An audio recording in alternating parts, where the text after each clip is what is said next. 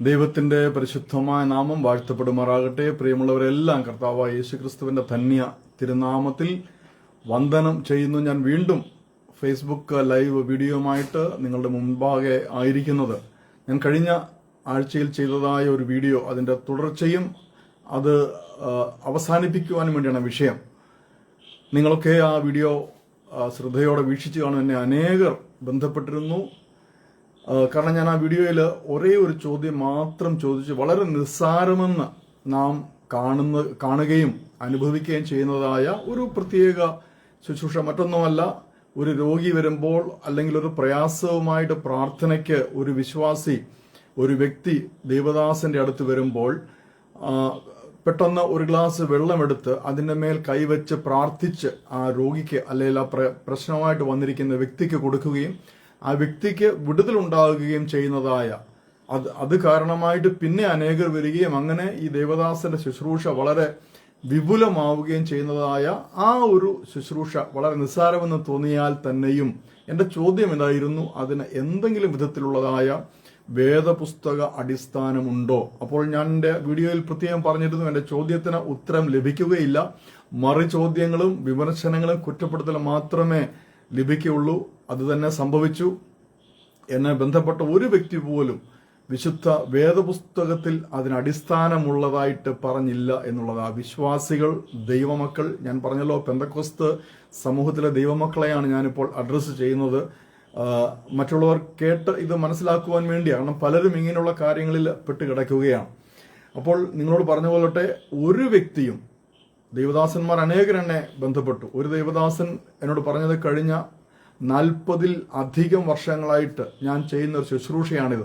എനിക്ക് പരിശുദ്ധാത്മാവ് നിയോഗം തന്നതാണ്. എത്ര ആയിരങ്ങൾ എൻ്റെ അടുത്ത് വന്നിട്ട് ഇതിലൂടെ വിടുതൽ പ്രാപിച്ചു എന്നറിയാമോ? അപ്പോൾ ഞാൻ തിരിച്ച് അദ്ദേഹത്തോട് ഇത് തന്നെ ചോദിച്ചു, താങ്കൾ ചെയ്തതൊക്കെ നല്ലതായിരിക്കട്ടെ, കാരണം അനേകർക്ക് പ്രയോജനം ഉണ്ടായ കാര്യമാണ്. പക്ഷേ ഒരു പെന്തക്കോസ്ത് ശുശ്രൂഷകനായ അങ്ങ് ഈ 40 വർഷമായി ചെയ്തുകൊണ്ടിരിക്കുന്ന ഈ ശുശ്രൂഷയ്ക്ക് എന്തെങ്കിലും വിധത്തിലുള്ള വിശുദ്ധ ബൈബിളിന്റെ ഒരു അടിസ്ഥാനം, ഒരു പിന്താങ്ങലുണ്ടോ? അദ്ദേഹത്തിന് ഉത്തരമില്ലായിരുന്നു. അപ്പോൾ വിശ്വാസികൾ മനസ്സിലാവുക, ഞാൻ എപ്പോഴും പറയുന്നത് കാര്യമാണ്, പിശാചിന് ഇടം കൊടുക്കരുത്. കാരണം വിശുദ്ധ വചനം നമ്മെ പ്രബോധിപ്പിക്കുന്നു, പിശാചിന് ഇടം കൊടുക്കരുത്, അവനോട് എതിർത്ത് നിൽക്കണം. കാരണം പിശാച് നമ്മുടെ സ്വകാര്യ ജീവിതത്തിലേക്ക് പ്രവേശിക്കുന്നത് ഒരിക്കലും ഞാൻ പിശാചാണ്, ഞാൻ നിങ്ങളുടെ ജീവിതത്തിൽ പ്രശ്നമുണ്ടാക്കാൻ വന്നിരിക്കുകയാണ്, നിങ്ങളെ കീഴ്പ്പെടുത്താൻ വന്നിരിക്കുകയാണ് എന്ന് പറഞ്ഞ് ഒരിക്കലും വരില്ല. അവൻ വെളിച്ച ദൂതനായിട്ട് മാത്രമേ വരൂ. എന്താണ് വെളിച്ച ദൂതൻ? നമുക്ക് പ്രകാശം തരുന്ന, നമുക്ക് നന്മ തരുന്ന, നമുക്ക് സമാധാനം തരുന്ന ഒരു വ്യക്തിയായി, വേഷപ്രച്ഛന്നനായി മാത്രമേ പിശാച് നമ്മുടെ ജീവിതത്തിൽ ഇടം പിടിക്കുവാനായി വരൂ. അതുകൊണ്ട് വിശുദ്ധ വേദപുസ്തകം മാത്രമേ നമുക്ക് ഒരു അടിസ്ഥാനമായിട്ടുള്ളൂ. എന്താണ് പൈശാചികം, എന്താണ് ദൈവികം എന്നുള്ളത് വിശുദ്ധ വചനത്തിൽ ഉൾപ്പെട്ടിരിക്കുന്ന ഒരു ശുശ്രൂഷയാണെങ്കിൽ, ഉദാഹരണത്തിന് നമ്മുടെ കർത്താവ് ഒരു ജന്മനാ കുരുടനായിരുന്ന ആളിന്റെ അടുത്ത് ചെന്നിട്ട് നിലത്ത് തുപ്പി ചേറുണ്ടാക്കി അവന്റെ കണ്ണിൽ പൂശിയിട്ട് കുളത്തിൽ പോയി കഴുകി വരിക എന്ന് പറഞ്ഞ് അവൻ സൗഖ്യം പ്രാപിച്ചു. ഇത് ഇന്ന് ഒരു ദേവദാസൻ ചെയ്താൽ അത് 100% വിശുദ്ധ വചനം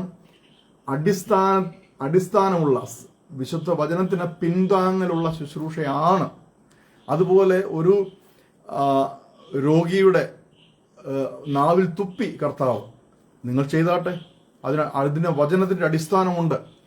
തൊട്ട് സൗഖ്യമാക്കി, ഒരുവന്റെ മേൽ കൈവച്ച് തൊട്ട് സൗഖ്യമാക്കി, വചനത്തിന്റെ അടിസ്ഥാനമുണ്ട്. ദുരാത്മാക്കളോട് ഇറങ്ങിപ്പോകാൻ പറഞ്ഞു, വചനത്തിന്റെ അടിസ്ഥാനമുണ്ട്. ഇങ്ങനെയുള്ള ആത്മീയ ശുശ്രൂഷകൾക്കല്ലാതെ വിശുദ്ധ വചനത്തിൽ പറഞ്ഞിട്ടില്ലാത്ത ഒരു ശുശ്രൂഷയും ചെയ്യുവാൻ ദൈവാത്മാവ് നിയോഗം നൽകുന്ന ദൈവാത്മാവല്ല. കാരണം നമ്മുടെ കർത്താവ് പ്രമാണങ്ങളുടെ ദൈവമാണ്. കർത്താവ് നമുക്ക് പ്രമാണം കയ്യിൽ തന്നിരിക്കുകയാണ്. ഈ പ്രമാണത്തിന് പുറത്തുള്ള ഒരു കാര്യം ചെയ്യാൻ ദൈവാത്മാവ് നമുക്ക് നിയോഗം നൽകുകയില്ല. ഇനിയും ഞാൻ എന്തുകൊണ്ടാണ് ഈ ഒരു വിഷയം ആധികാരികമായിട്ടെടുത്ത് നിങ്ങളുമായിട്ട് ചർച്ച ചെയ്യുവാൻ ആഗ്രഹിക്കുന്ന, ശ്രദ്ധയോടെ ഇതൊന്ന് കേട്ടാട്ടെ. ഞാൻ രക്ഷിക്കപ്പെട്ടത് 2010, രക്ഷിക്കപ്പെട്ട നാട്ടിൽ വന്നത് 2010 എല്ലാവർക്കും അറിയാമല്ലോ. നാട്ടിൽ വന്ന് സുവിശേഷ പ്രവർത്തനങ്ങൾ, സഭയുടെ പ്രവർത്തനങ്ങൾ, കൺവെൻഷനുകൾ, ഇങ്ങനെ പല കാര്യങ്ങളിൽ ഇടപെട്ടു. അങ്ങനെ ഒരു വർഷം കഴിഞ്ഞപ്പോൾ 2011 ഒരു കൺവെൻഷൻ നടന്നു. ഞാനതിൽ വളരെ ആക്റ്റീവായിട്ട് പങ്കെടുത്തു. ആ കൺവെൻഷനിൽ കടന്നു വന്നത് അന്ന് ലോക പ്രസിദ്ധനായിരുന്ന ഒരു പെന്തക്കോസ്ത് പാസ്റ്ററാണ്. ഞാൻ പേര് പറയുന്നില്ല, അദ്ദേഹത്തിന്റെ കാര്യങ്ങളൊന്നും ഞാൻ പറയുന്നില്ല, കാരണം നമ്മളുടെ ഉദ്ദേശം ഒരു വ്യക്തിയെ വിമർശിക്കുക എന്നുള്ളതല്ല, ആ ശുശ്രൂഷയാണ് നമ്മളുടെ വിഷയം. അപ്പോൾ അദ്ദേഹം അന്ന് ഒരു വലിയ രോഗശാന്തി അവിടെ കൺവെൻഷനിൽ നടന്നു. ആ സഹോദരി രക്ഷിക്കപ്പെട്ട് ഇന്നും നല്ലൊരു ദൈവപൈതലായിട്ട് ജീവിക്കുന്നു. ദൈവത്തിന് സ്തോത്രം. പക്ഷേ ഞാൻ അദ്ദേഹത്തിന് കൂടെ തന്നെ ഉണ്ടായിരുന്ന മുഴുവൻ സമയവും, പ്രത്യേകിച്ച് ഞാൻ രക്ഷിക്കപ്പെടുന്നതിന് മുൻപ് ഈ രോഗശാന്തിയായിട്ടൊക്കെ നടന്നവനായതുകൊണ്ട് എനിക്കിത് കാണാൻ ഒരു പുതുക്കമായിരുന്നു. കാരണം ഞാൻ ചെയ്തതല്ലല്ലോ ഇവിടെ ചെയ്യുന്നത്, ഇവിടെ യേശുവിന്റെ നാമം പറഞ്ഞ് സൗഖ്യമാക്കുകയാണ്. അപ്പോൾ ഞാൻ വളരെ സൂക്ഷ്മതയോടെ കണ്ടുകൊണ്ടിരുന്നു. അദ്ദേഹത്തിന്റെ അടുത്തൊരു അമ്മ തന്റെ മകളെ കൊണ്ടുവന്ന് തലവേദന, കഠിനമായ തലവേദനയുള്ള ഒരു മകൾ, നിങ്ങൾ ശ്രദ്ധിച്ച് കേൾക്കണം കേട്ടോ. അപ്പോൾ ഞങ്ങളുടെ ചുറ്റുപാടുമാരുള്ള ഞാനും ഈ ശുശ്രൂഷകനും ഈ അമ്മയും മകളും മാത്രമേ ഉള്ളൂ. ഞാൻ നോക്കിയപ്പോൾ പെട്ടെന്ന് ഇദ്ദേഹം ചെയ്യുന്നത് കണ്ടത് കൈകൊണ്ട് തലയുടെ മുകളിൽ വന്ന് തലവേദനയെ വലിച്ചെടുത്ത് കളഞ്ഞിട്ട് പറഞ്ഞു, യേശുവിന്റെ നാമത്തിൽ സൗഖ്യമായിരിക്കുന്നു, പൊക്കോ. ഇതെന്നെ വല്ലാതെ സ്പർശിച്ചു. എന്താണെന്നറിയാമോ, ഞാൻ വർഷങ്ങൾ ചെയ്ത ഒരു സംഗതിയായത്. നിങ്ങൾക്കത് പറഞ്ഞാൽ മനസ്സിലാവുകയില്ല. ഇതിന് സൈക്കിക് സർജറി എന്ന് പറയും. നമ്മൾക്കെന്നല്ല, അത് ചെയ്യുന്ന ആൾക്കാർക്ക് വേദന എടുത്ത് മാറ്റുവാൻ സാധിക്കും, ഒരു രോഗത്തെ പറിച്ച് മാറ്റുവാൻ സാധിക്കും. ഞാനിതൊക്കെ ഒത്തിരി ചെയ്തിട്ടുള്ളതാണ്. അപ്പോൾ എൻ്റെ മനസ്സിൽ പെട്ടെന്ന് ഒരു ചിന്ത വന്നു, ഇദ്ദേഹം ചെയ്യുന്ന പ്രവൃത്തികൾ ദൈവികമല്ല, വിശുദ്ധ വചനത്തിന് അടിസ്ഥാനമുള്ളതല്ല എന്ന് പെട്ടെന്ന് എൻ്റെ ഉള്ളിൽ ചിന്ത വന്നു. ഞാനത് ആരോടും പറഞ്ഞില്ല, എൻ്റെ ഉള്ളിൽ തന്നെ വെച്ചു. ദൈവത്തിന്റെ കൃപയാൽ ആ ശുശ്രൂഷകൻ ഇന്ന് പെന്തക്കോസ്ത് സമൂഹത്തിലില്ല. അദ്ദേഹം ലോകമൊട്ടാകെ ഇപ്പോഴും രോഗശാന്തികൾ ചെയ്യുന്നുണ്ട്, ഇതുപോലുള്ള കാര്യങ്ങൾ ചെയ്യുന്നുണ്ട്. പക്ഷേ പെന്തക്കോസ്ത് സമൂഹത്തിൽ ആ വ്യക്തി ഇല്ല. കൃപയാൽ ആ വ്യക്തി പെന്തക്കോസ്ത് സമൂഹത്തെ വിട്ടുപോയി. പക്ഷേ അദ്ദേഹം പെന്തക്കോസ്തിൽ നിന്ന സമയത്ത് അനേക ദൈവമക്കളെ ഇങ്ങനെയുള്ള ചെപ്പടി വിദ്യയിലൂടെ വഞ്ചിച്ചു എന്നുള്ളതാണ്. അപ്പോൾ ഞാൻ എപ്പോഴും പറയുന്നതാണ്, വഞ്ചിക്കപ്പെടാതിരിക്കണമെങ്കിൽ പിശാചിന് ഇടം കൊടുക്കരുത്. ഞാൻ പറഞ്ഞല്ലോ, പിശാച് വരുന്നത് ഒരിക്കലും ഞാനാണ് പിശാച് എന്ന് പറഞ്ഞ് ഇൻട്രൊഡ്യൂസ് ചെയ്തിട്ടല്ല. പിശാച് വരുന്നത് വെളിച്ചതൂതനായിട്ട് തന്നെയാ.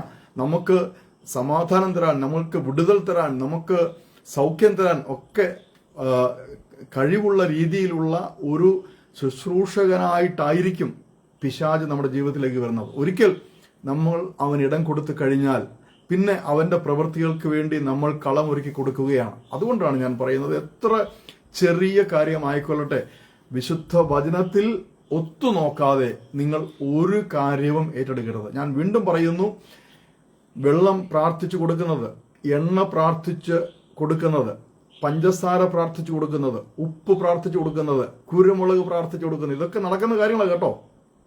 ഞാനിതെല്ലാം 7-8 വർഷത്തെ എൻ്റെ റിസർച്ചിൽ ഞാൻ ചുറ്റി നടന്ന് കണ്ടതാണ്. പലരും, ഞാൻ പെന്തക്കോസ്ത് ദൈവസഭയുടെ മാത്രമല്ല പറയുന്നത്, മറ്റ് ഇതര സമൂഹങ്ങളിലുള്ള, ഇതര മതങ്ങളിലുള്ള വ്യക്തികളും ചെയ്യുന്ന ഒരു പ്രവൃത്തിയാണിത്. ഇങ്ങനെ പ്രാർത്ഥിച്ചു കൊടുക്കുക. അത് അവരവരുടെ ഭാഷയിൽ ചിലർ പറയും ഓതി കൊടുക്കുക എന്ന് പറയും, ചിലർ പറയും പൂജിച്ചു കൊടുക്കുക എന്ന് പറയും, ചിലർ പറയും വെഞ്ചരിച്ചു കൊടുക്കുക എന്ന് പറയും. നമ്മൾ പറയും നമ്മൾ പ്രാർത്ഥിച്ചു കൊടുക്കുന്നു. പക്ഷേ ഇതിന് വിശുദ്ധ വചനവുമായിട്ട് യാതൊരു ബന്ധവും ഇല്ല. എന്നെ ബന്ധപ്പെട്ട ദേവദാസന്മാരിൽ ചിലർ എന്നോട് പറഞ്ഞത്, തങ്ങൾക്ക് അറിയില്ലേ എലീശ ഉപ്പ് പ്രാർത്ഥിച്ചിട്ട് വെള്ളം ശുദ്ധീകരിച്ചതായിട്ട്. ഞാൻ അവരോട് ചോദിച്ചത്, എനിക്കൊന്ന് പറഞ്ഞു തന്നാട്ടെ, ഒന്ന് കാണിച്ചു തന്നാട്ടെ, വാക്യം ഏതാണ്?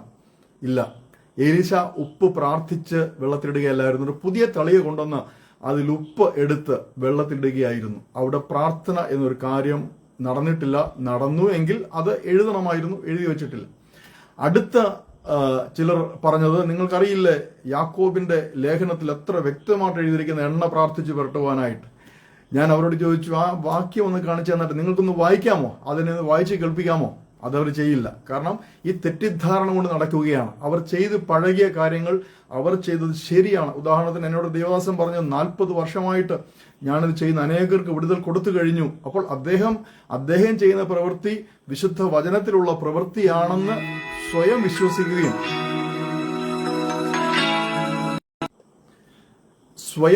വിശ്വസിക്കുകയും മറ്റുള്ളവരെ വിശ്വസിപ്പിച്ചുകൊണ്ടിരിക്കുകയാണ്. എനിക്കൊരു കോള് തരുന്ന ഈ 40 വർഷമായിട്ട് അദ്ദേഹം വെള്ളവും മറ്റ് സാധനങ്ങളും പ്രാർത്ഥിച്ച് തന്റെ അടുത്ത്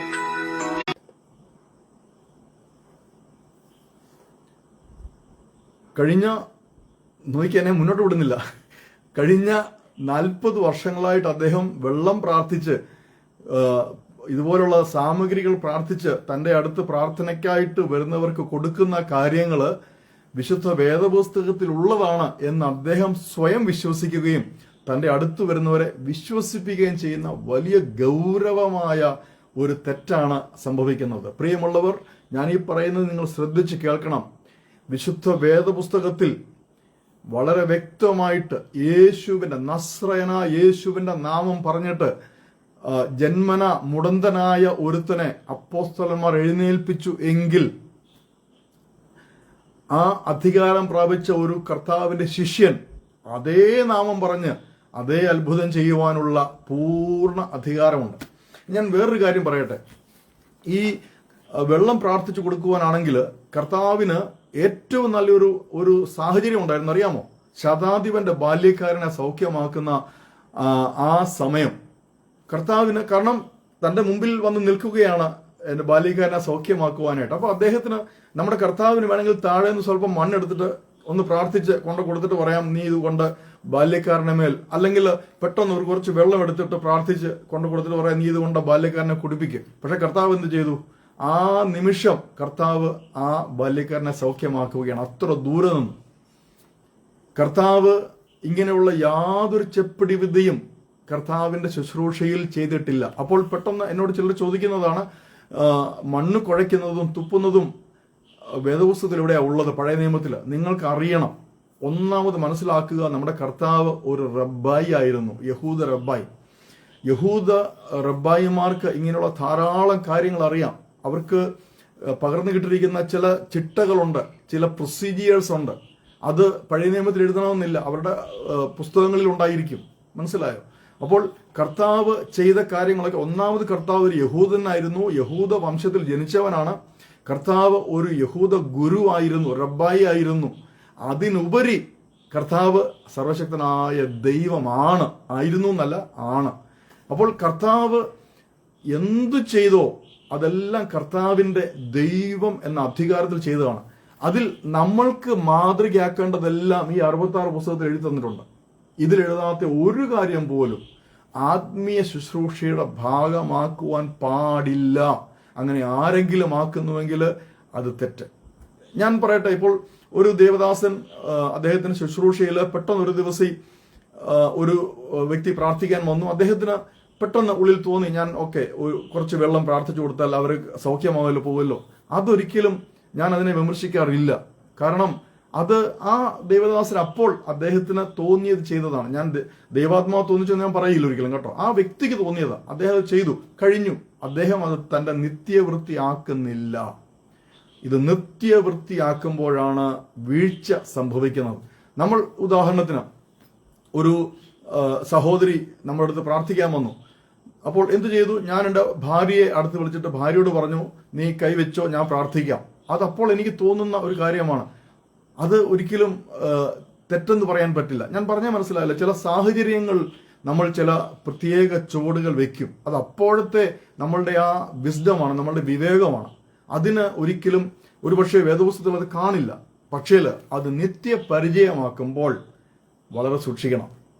അത് നിത്യപരിചയമാക്കിയാൽ അതിന്റെ അർത്ഥം പിശാച് അവിടെ ജയമെടുത്ത് കഴിഞ്ഞു എന്നാണ്. കാരണം നിന്റെ വഴി തെറ്റിച്ചു കഴിഞ്ഞു, നിന്റെ അടുത്ത് വരുന്നവരുടെയും വഴി തെറ്റിച്ചു കഴിഞ്ഞു.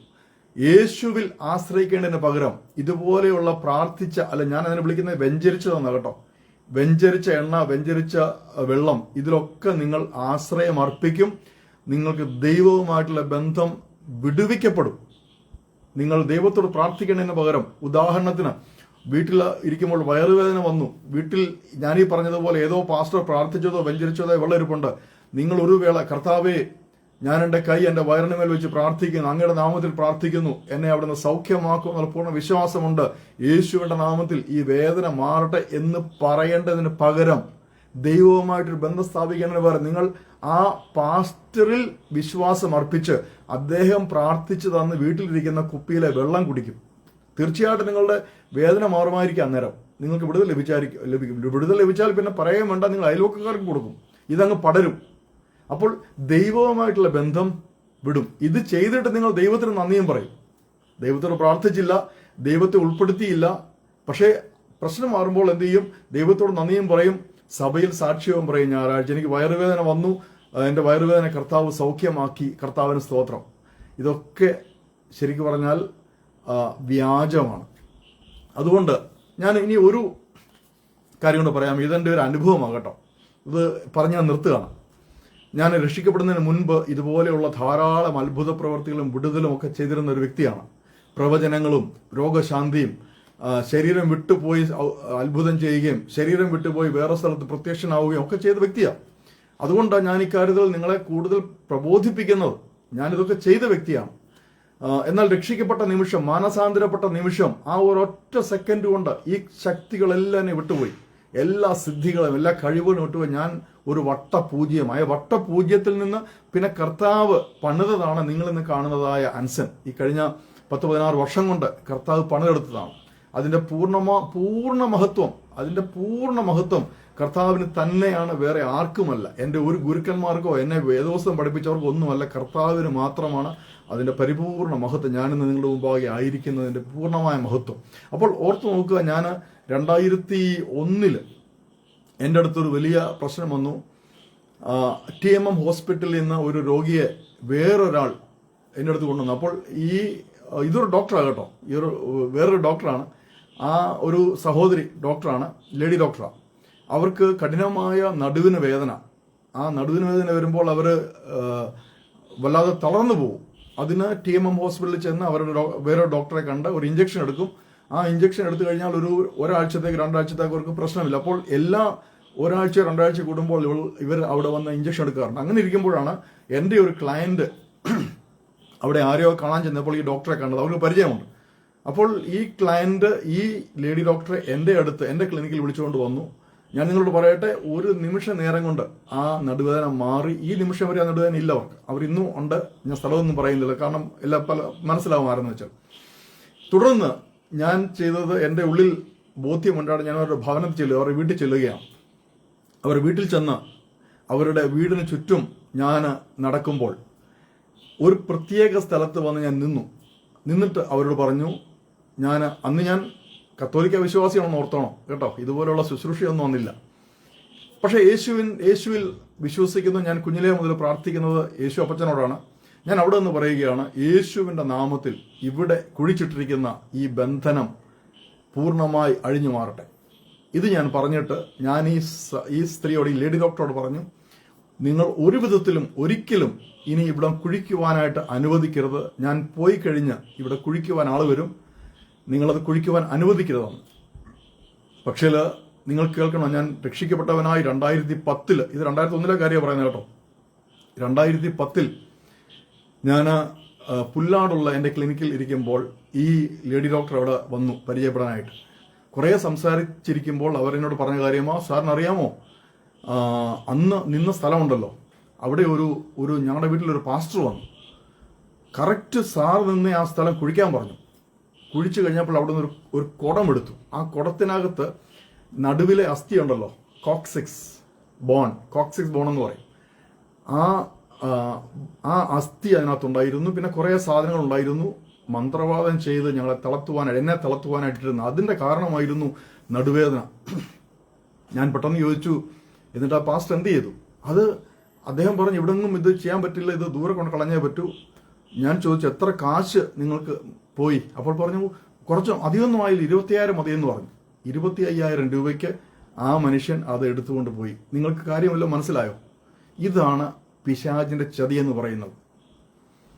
അപ്പോൾ ഞാൻ അവിടെ നിന്ന് പെന്തക്കോസ്ത് ശുശ്രൂഷകൻ അല്ലാത്ത, രക്ഷിക്കപ്പെടാത്ത ഒരു കത്തോലിക്ക വിശ്വാസിയായ ഞാൻ അവിടെ നിന്നിട്ട് യേശുവിന്റെ നാമത്തിൽ ഈ ബന്ധനം അഴിഞ്ഞു എന്ന് പറഞ്ഞപ്പോൾ ആ നിമിഷം തന്നെ അതിന്റെ സകല ബന്ധനവും അഴിഞ്ഞു.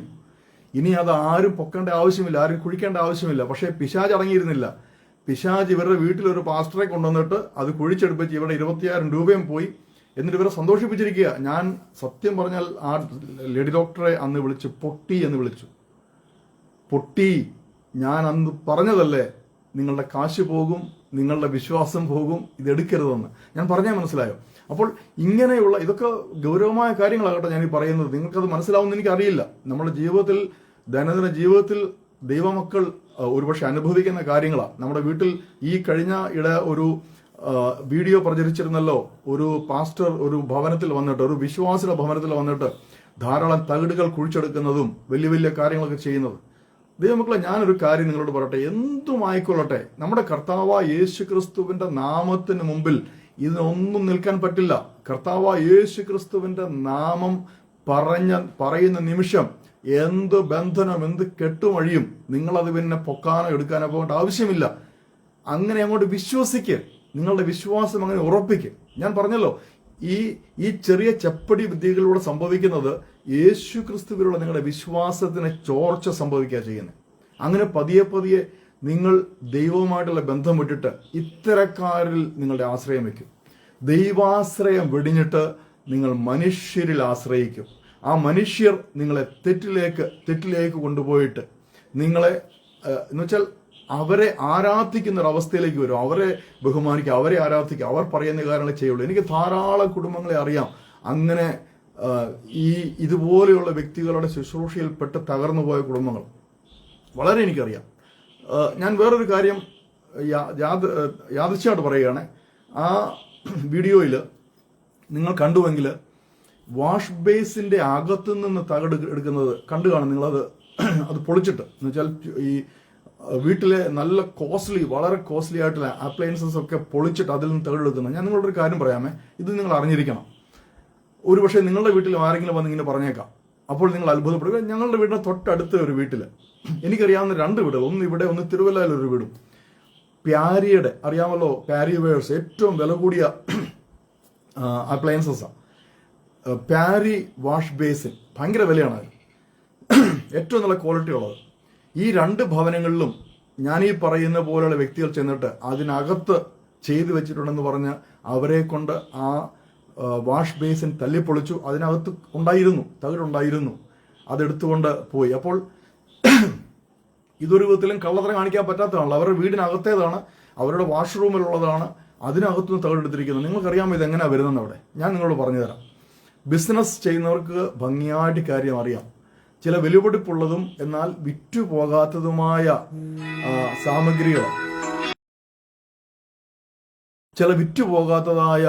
സാമഗ്രികൾ ചില കച്ചവടക്കാർ, ബിസിനസ്സുകാർ അത് വിറ്റുപോകുവാനായിട്ട് ഇതുപോലെയുള്ള തകിട് എഴുതി വെപ്പിച്ച് അത് പെട്ടെന്ന് വിറ്റുപോകും. അവരെന്ത് ചെയ്യും? ഇതിനകത്ത് അവരുടെ ഈ ഉദാഹരണത്തിന് ഞാൻ ഈ വാഷ് ബേസിൻ മാത്രം പറയുകയാണ്. വാഷ് ബേസിന്റെ അകത്ത് തകിട് എഴുതി വെച്ച് അത് ആ എഴുതി കൊടുത്ത ആൾ പറയും ഇത്ര ദിവസം വിറ്റ് പോകുമെന്ന്. ഞാൻ എൻ്റെ ഒരു അനുഭവം പറയാം. ഞാൻ കുമ്പനാട് ക്ലിനിക്കിൽ ഇരിക്കുമ്പോൾ 2002 ആണെന്ന് തോന്നുന്നു, എൻ്റെ അടുത്ത് ഒരു ഏജന്റ് വന്നു. ഒരു മന്ത്രവാദിയുടെ, തിരുവല്ലയിലുള്ള വലിയൊരു മന്ത്രവാദിയുടെ ഏജന്റ്. അദ്ദേഹത്തിന്റെ ഒരു ബാഗിൽ ധാരാളം ഇതുപോലുള്ള തകിടുകളുണ്ട്. അപ്പോൾ അദ്ദേഹം എന്നെ കാണിച്ചിട്ട് പറഞ്ഞു, അന്ന് 2002 750 രൂപയാണ്, 6 മാസത്തെ എഫക്റ്റ് ആണ്. നിങ്ങളിത് നിങ്ങളുടെ ഡ്രോയറിൽ വെച്ചാൽ മതി, വഴിയെ പോകുന്നവരും കടയിൽ കയറും. എന്നിട്ട് എന്നെ ഓരോ കട കാണിച്ചു. ഇന്ന കടയിൽ ഇന്നയാള് അത് വാങ്ങിച്ചിട്ടുണ്ട്, അവർ നോക്ക് അവരുടെ മാറ്റം. ഞാൻ അദ്ദേഹത്തെ ശരിക്കും പറഞ്ഞാൽ അന്ന് വല്ലാതെ വഴക്ക് പറഞ്ഞ്, അയാളെ മാത്രമല്ല ആ മന്ത്രവാദിയെയും വഴക്ക് പറഞ്ഞ് ഓടിച്ചു. അടുത്ത ദിവസം തന്നെ മന്ത്രവാദി എന്നെ വിളിച്ചിട്ട് പറഞ്ഞു, നീ കലണ്ടറിൽ എണ്ണിക്കുമ്പോൾ 40-ാം ദിവസം നീ ശവപ്പെട്ടിക്കകത്തായിരിക്കുമെന്ന്. ഞാനന്ന് രക്ഷിക്കപ്പെട്ടിട്ടില്ല, കത്തോലിക്ക വിശ്വാസിയാണ്, ഓർത്തോണം കേട്ടോ, ഇന്നത്തെ കൂട്ടർ ഈ ദേവദാസനൊന്നും അല്ല. ഞാൻ തിരിച്ച് അദ്ദേഹത്തോട് പറഞ്ഞു, 41-ാം ദിവസം ഞാൻ ഈ മൊബൈൽ ഫോണിൽ തിരികെ വിളിച്ചാൽ താങ്കൾ എടുക്കുമോ എന്ന് ചോദിച്ചു. അദ്ദേഹം ഒന്നും പറഞ്ഞില്ല. ഞാൻ പറഞ്ഞാൽ മനസ്സിലായോ? ദൈവകൃപയാൽ ഇന്നും ഞാൻ നിങ്ങളുടെ അടുത്തിരിക്കുന്നു. ആ ഏജന്റ് എൻ്റെ അടുത്ത്, ഞാൻ ആ ഏജന്റുമായിട്ട് പിന്നെ സൗഹൃദത്തിലായി, കാര്യങ്ങൾ അറിയുവാനൊക്കെ ആയിട്ട്. അപ്പോൾ അദ്ദേഹം പറഞ്ഞത് 39 ദിവസവും ഈ മനുഷ്യൻ രാത്രി ഇരുന്ന് എൻ്റെ പേര് എഴുതി വെച്ച് ഓരോ കാര്യങ്ങൾ ചെയ്യുമായിരുന്നു. ഞാൻ അതിൻ്റെ കൂടുതൽ കാര്യങ്ങളിലേക്ക് പോകുന്നില്ല. 39-ാം ദിവസം അദ്ദേഹത്തിന്റെ ഏറ്റവും വലിയ കാര്യം എന്ന് വെച്ചാൽ എന്നെ അന്ന് കൊല്ലുവാൻ, അന്ന് രാത്രിയിൽ ഹാർട്ട് അറ്റാക്ക് വന്ന് മരിക്കുവാനായിട്ട് അദ്ദേഹം വേണ്ട പ്രവൃത്തി ചെയ്തു. ഇതൊന്നും എന്നെ ബാധിച്ചില്ല ഈ നിമിഷം വരെ. കാരണം എൻ്റെ ആശ്രയം അന്നും ഇന്നും കർത്താവായ യേശുക്രിസ്തുവിലായിരുന്നു. മനസ്സിലായോ? കർത്താവായ യേശുക്രിസ്തുവിന്റെ നാമത്തിന്റെ ശക്തി നിങ്ങൾ മനസ്സിലാക്കണം. നിങ്ങളെ ഒന്നിനും സ്പർശിക്കുവാൻ സാധിക്കുകയില്ല, ഒന്നും നിങ്ങൾക്ക് ദോഷം വരുത്തുകയില്ല, ഒരു ശക്തിക്ക് നിങ്ങളെ ബന്ധിക്കാൻ കഴിയുകയില്ല. നിങ്ങൾ രക്ഷിക്കപ്പെട്ട ദൈവ പൈതൽ ആണെങ്കിൽ, യേശുക്രിസ്തുവിന്റെ രക്തത്താൽ കഴുകൽ പ്രാപിച്ച, മാനസാന്തരപ്പെട്ട് രക്ഷിക്കപ്പെട്ട് വീണ്ടും ജനനം പ്രാപിച്ച് ജീവിക്കുന്ന ഒരു വ്യക്തിയാണ് താങ്കൾ എങ്കിൽ ഈ ലോകത്തിലുള്ള യാതൊരു പൈശാചിക പ്രവൃത്തിക്കും ഈ കർത്താവ് യേശുക്രിസ്തുവിന്റെ രക്തത്തിന്റെ സംരക്ഷണം ഭേദിച്ച് അകത്ത് വരുവാൻ സാധിക്കുകയില്ല. കാരണം നമുക്ക് വേണ്ടി അറുക്കപ്പെട്ട പെസഹ കുഞ്ഞാടാണ് നമ്മുടെ കർത്താവായ യേശുക്രിസ്തു. ഇത്രയും നിങ്ങളെ ഒന്ന് പറഞ്ഞ് മനസ്സിലാക്കുവാനാണ് ഞാൻ കഴിഞ്ഞ വീഡിയോയും ഈ വീഡിയോയും ചെയ്തത്. നിങ്ങൾക്ക് മനസ്സിലായല്ലോ. അതുകൊണ്ട് ദയവ് ചെയ്ത് പറ്റിക്കപ്പെടരുത്, വഞ്ചിക്കപ്പെടരുത്. നിങ്ങൾക്ക് പ്രയാസമുണ്ടാകുമ്പോൾ, നിങ്ങൾക്ക് രോഗമുണ്ടാകുമ്പോൾ, കഷ്ടത ഉണ്ടാകുമ്പോൾ നിങ്ങൾ ദൈവസന്നിധിയിൽ കൂടുതൽ അടുക്കുക. കാരണം കർത്താവ് ഒരുപക്ഷെ അത്തരത്തിലുള്ള ചില കഷ്ടപ്പാടിലൂടെയും പരീക്ഷയിലൂടെ ആയിരിക്കും നമ്മെ പരിശോധിക്കുകയും നമ്മളെ ഉരച്ചു നോക്കുകയും ചെയ്യുന്നത്. നിങ്ങൾ അറിഞ്ഞിരിക്കണം. അതുകൊണ്ട് പ്രയാസമുണ്ടാകുമ്പോൾ, കഷ്ടത ഉണ്ടാകുമ്പോൾ നിങ്ങൾ ഹല്ലേലൂയ ഓടിപ്പിടിച്ച് ഒരു ശുശ്രൂഷന്റെ അടുത്ത് പോകാതെ നിങ്ങൾ നിങ്ങളുടെ ഭവനത്തിൽ മുട്ടുകുത്തുക. ഞാൻ ചെയ്യുന്ന കേട്ടോ, ഞാൻ കഴിഞ്ഞ 15 വർഷമായിട്ട് ചെയ്യുന്ന കാര്യമാണ്. എന്ത് പ്രശ്നം ഉണ്ടായാലും എൻ്റെ കിടക്കയിലിരുന്ന് ഞാൻ പ്രാർത്ഥിക്കും. എനിക്ക് പ്രാർത്ഥനാ സ്ഥലമാണ്, ഞാൻ ഇരിക്കുന്ന സ്ഥലം, ഇവിടെ മുട്ടുകുത്തും. ഞങ്ങൾ കുടുംബമായിട്ട് പ്രാർത്ഥിക്കും. അല്ലാതെ അതേ പ്രതി ഒരിടത്തും ഞങ്ങൾ പ്രാർത്ഥന ചോദിക്കാറില്ല. കാരണം അതിന്റെ ആവശ്യമില്ല. നാം ദൈവമക്കളെങ്കിൽ നമുക്ക് വേണ്ടി അതിവിശുദ്ധ സ്ഥലം ഒരുക്കിയിട്ട് നമുക്ക് അവിടേക്കുള്ള പ്രവേശനം സാധ്യമായി തന്റെ തിരുശരീരം മുറിച്ചുകൊണ്ട് കർത്താവായ യേശുക്രിസ്തു തന്റെ തിരുശരീരം നമുക്ക് വേണ്ടി തകർത്തുകൊണ്ട് നമുക്ക് ആ കൃപാസനത്തിലേക്ക് നേരിട്ട് ചെല്ലുവാനായിട്ട്, ദൈവത്തിങ്കിലേക്ക്, അത്യുന്നതനും സർവശക്തനുമായ ദൈവത്തിങ്കിലേക്ക്, നമ്മുടെ പിതാവിങ്കിലേക്ക് നേരിട്ട് ചെന്ന് മക്കൾ, കൊച്ചു കുഞ്ഞുങ്ങൾ അപ്പനോട് സംസാരിക്കുന്നത് പോലെ നമ്മുടെ ദൈവവുമായിട്ട്, നമ്മുടെ കർത്താവുമായിട്ട്, പരിശുദ്ധാത്മാവുമായിട്ട് നമുക്ക് സംസാരിക്കുവാനുള്ള ഒരു വലിയ വഴി തുറന്നിട്ട കർത്താവ് സ്വർഗത്തിലിരിക്കുന്നത്. മാത്രമല്ല കർത്താവ് സ്വർഗത്തിലിരുന്ന് സ്വന്തം കാര്യം ചെയ്യുകയില്ല, നമ്മുടെ കാര്യം ചെയ്യുകയാണ്. നമ്മളെ നോക്കിക്കൊണ്ടിരിക്കുകയാണ്. നമ്മളുടെ ഓരോ ചിന്തകളും, ഞാൻ നിങ്ങളോട് പറഞ്ഞിട്ടുണ്ട്, എന്ന സ്നാനം വഴിവക്കിൽ നിന്ന് ഒരു പ്രവാചകന നീ സ്നാനപ്പെട്ടില്ല എന്ന് തന്നെ വിളിച്ചു പറയുന്നത്. അപ്പോൾ ഓർത്തു നോക്കിക്കേ, ഞാൻ സ്നാനപ്പെടാതെ 10 മാസം അറിയാതെ കറങ്ങി നടന്നപ്പോൾ കർത്താവിനെ നോക്കിക്കൊണ്ടിരിക്കുകയായിരുന്നു. അതിനുവേണ്ടി ഒരു വിവരമില്ലാത്ത, യാതൊരു അറിവുമില്ലാത്ത ഒരു പ്രവാചകനെ വഴിയരികിൽ നിർത്തി, എന്നിട്ട് എന്നെ നിർത്തിച്ച് എന്റെ നേരെ ദൂത് പറയിപ്പിച്ചു. അപ്പോൾ ഓർത്തു നോക്കുക, നമ്മൾ വിചാരിക്കുന്ന കാര്യം അത്ര ചെറിയ കാര്യമല്ല, വലിയ ഗൗരവമായ കാര്യമാണ്. നമ്മുടെ കർത്താവ് നമ്മുടെ ഓരോ ചിന്തയും കണ്ടുകൊണ്ടിരിക്കുകയാണ്. മക്കളെക്കുറിച്ച് കർത്താവിന് ഭയങ്കര ഭാരമാണ്. നമ്മളുടെ സ്വന്തം മക്കളെക്കുറിച്ച് നമുക്ക് എത്രമാത്രം ഭാരമുണ്ട്, അതുപോലെ നമ്മെക്കുറിച്ച് നമ്മുടെ കർത്താവിന്റെ ഹൃദയത്തിൽ എപ്പോഴും ഭാരമാണ്. നമ്മൾ വീഴരുത്, നമ്മൾ ചായരുത്, നമ്മൾ പട്ടിണി കിടക്കരുത്, നമ്മൾ ദാരിദ്ര്യത്തിലാകരുത്. ഇതൊക്കെ കർത്താവിന്റെ ആഗ്രഹങ്ങളാണ്. പക്ഷെ നമ്മൾ എന്ത് ചെയ്യും? ഇതൊന്നും കർത്താവിന്റെ ഉള്ളിൽ നമ്മളെക്കുറിച്ചുള്ള ആ ഭാരം മനസ്സിലാക്കാതെ നമ്മൾക്കൊരു ചെറിയ പ്രയാസം വരുമ്പോൾ, ഒരു മുട്ടുവേദന വരുമ്പോൾ ഓടിപ്പിടിച്ച് പ്രാർത്ഥിച്ചു വെച്ചിരിക്കുന്ന വെള്ളം, അല്ലെ വെഞ്ചരിച്ചു വെച്ചിരിക്കുന്ന വെള്ളം കുടിച്ചിട്ട് കർത്താവിനോട് നന്ദി പറയേണ്ട കാര്യമില്ല. കർത്താവിനോട് പ്രാർത്ഥിക്കണം. കർത്താവ് എന്തും തരുവാൻ ശക്തനാണ്. ഞാൻ TPM സഭയെ പല കാര്യങ്ങളിലും എന്ന് വെച്ചാൽ ഉപദേശപരമായ കാര്യങ്ങൾ ഞാൻ ഒട്ടും സപ്പോർട്ട് ചെയ്യുന്ന വ്യക്തിയല്ല. പക്ഷെ പ്രാർത്ഥനയുടെ കാര്യത്തിൽ, സ്തോത്രത്തിന്റെ കാര്യത്തിൽ TPM ദേവദാസന്മാരെ മാറ്റി നിർത്തുവാൻ സാധിക്കുകയില്ല. അത് എവിടെയും പറഞ്ഞേ പറ്റും. അവർക്ക് എന്ത് പ്രശ്നം വന്നാലും അവർ നേരെ മുട്ടുകുത്തും. ഞാൻ മർത്തോമ എനിക്ക് സഭയിലുള്ള ഒത്തിരി അംഗങ്ങൾ എൻ്റെ സുഹൃത്തുക്കളായിട്ടുണ്ട്. ഞാൻ പലരും നേരിട്ട് കണ്ടിട്ടുണ്ട്. അവര് പ്രയാസം വരുമ്പോൾ അവർ ഓടി ആരുടെ അടുത്ത് പോകില്ല, അച്ഛനടുത്ത് പോയി പ്രാർത്ഥിക്കുകയല്ല ചെയ്യുന്നത്. അവർ അവിടെ മുട്ടുകുത്തും. കാരണം ഞാൻ എൻ്റെ മാതാപിതാക്കളൊക്കെ അതിൽ നിന്ന് വന്നവരാണ്, മർത്തോമ ബാക്ക്ഗ്രൗണ്ടിൽ വന്ന ഞാൻ കണ്ടിട്ടുണ്ട്. എൻ്റെ മാതാപിതാക്കൾ പ്രശ്നം ഉണ്ടാകുമ്പോൾ എൻ്റെ ചെറുപ്പത്തിൽ അവർ കൈ ഓർത്ത് പിടിച്ച് മുട്ടുകുത്തുന്നത് ഞാൻ കണ്ടിട്ടുണ്ട്. ദൈവത്തിൽ ആശ്രയം വയ്ക്കുക, മനുഷ്യനിൽ ആശ്രയിക്കരുത്. ഇത്രയും പറഞ്ഞുകൊണ്ട് ഞാൻ നിങ്ങൾക്ക് വേണ്ടി പ്രാർത്ഥിച്ച് ഈ വിഷയം അവസാനിപ്പിക്കേണ്ട ഒരു വലിയ ബൃഹത്തായ വിഷയമാണ്. ആർക്കെങ്കിലും കൂടുതൽ അറിയണമെങ്കിൽ എന്നെ കോൺടാക്ട് ചെയ്തതിന് വ്യക്തിപരമായിട്ട് കാര്യങ്ങൾ പറഞ്ഞു തരാം. അതിന് ഒട്ടും മടിക്കരുത്. കർത്താവ് നിങ്ങളെല്ലാം അനുഗ്രഹിക്കട്ടെ. ഒരു വാക്ക് പ്രാർത്ഥിക്കാം. കർത്താവെ, ഈ നല്ല സമയത്തിനായിട്ട് സ്തോത്രം ചെയ്യുന്നു. ഈ സന്ധ്യയിൽ ഞങ്ങൾക്ക് ഒരുമിച്ച് ഇരുന്ന് കർത്താവ് ഒരു പ്രത്യേക വിഷയം, ദൈവത്തിൽ ആശ്രയിക്കാതെ മനുഷ്യനിൽ ആശ്രയിക്കുന്ന ദൈവമക്കളെ കുറിച്ചുള്ളൊരു വിഷയം ചർച്ച ചെയ്യുവാനും പല കാര്യങ്ങൾ വെളിപ്പെടുത്തുവാനും ഞാൻ അറിഞ്ഞിരിക്കുന്ന ചില രഹസ്യങ്ങൾ വെളിപ്പെടുത്തുവാനും ഇടയാക്കിയതിനായി നന്ദിയോടെ സ്തുതിക്കുന്നു. ഈ വീഡിയോ കാണുന്ന ഓരോരുത്തരെയും അങ്ങയുടെ പൊന്നുകരങ്ങളിലേക്ക് സമർപ്പിച്ച് പ്രാർത്ഥിക്കുന്നു. കർത്താവ്, ഈ വിഷയത്തിൽ പറഞ്ഞതുപോലെ ആരെങ്കിലും ഇതുപോലെ എന്തെങ്കിലും വിധത്തിലുള്ളതായ ചെപ്പടി വിദ്യകളിൽ, ചെപ്പടി ശുശ്രൂഷകളിൽ പെട്ടുകിടക്കുന്നുവെങ്കിൽ കർത്താവെ, അവരെ ഓരോരുത്തരെയും ഞങ്ങളുടെ പൊന്നുകരങ്ങളിലേക്ക് സമർപ്പിച്ച് പ്രാർത്ഥിക്കുന്നു. പരിശുദ്ധാത്മാവെ, അവരെ ബലപ്പെടുത്തണമേ, ശക്തിപ്പെടുത്തണമേ. അവരുടെ പ്രയാസങ്ങളിൽ നിന്ന് അവർക്ക് വിടുതൽ കൊടുക്കണമേ. പ്രാർത്ഥന കേട്ടുകയാൽ സ്തുതിക്കുന്നു യേശു കർത്താവിന്റെ തിരുനാമത്തിൽ തന്നെ. Amen. Thank you so much. വളരെ നന്ദിയുണ്ട് നിങ്ങൾ ഓരോരുത്തരോടും. ഈ വീഡിയോ കഴിയുമെങ്കിൽ ഷെയർ ചെയ്യുക, മറ്റുള്ളവരോട് ഇക്കാര്യം അറിയിക്കുക. കർത്താവ് ധാരാളമായിട്ട് അനുഗ്രഹിക്കട്ടെ.